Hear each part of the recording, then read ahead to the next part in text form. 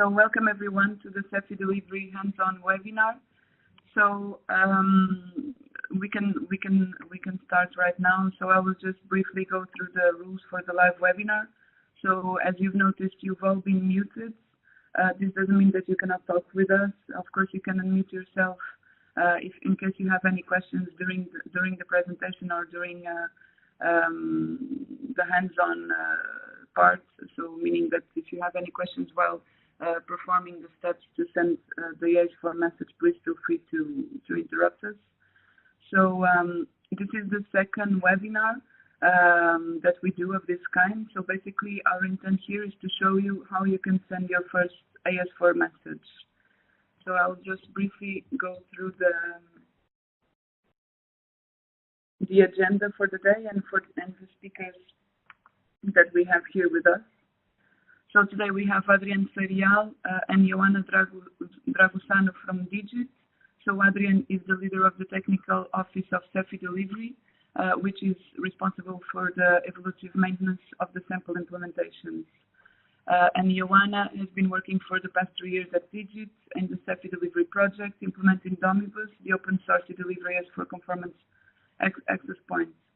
And she has, of course, experience in these technical matters.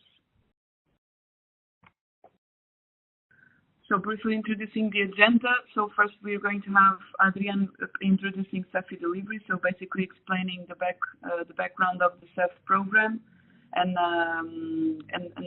introducing briefly some projects where eDelivery is being used. And then he will present you the CEF eDelivery service offering, so basically the services that you can benefit from our service offering to implement AS4 and use eDelivery in your message exchange infrastructure. And then we have the hands-on session where Ioana will guide you through the steps to send your first AS4 message using the Fireware Cloud application. So you've all received your login details. Ioana will go into more details and guide you through the step-by-step process to send the message.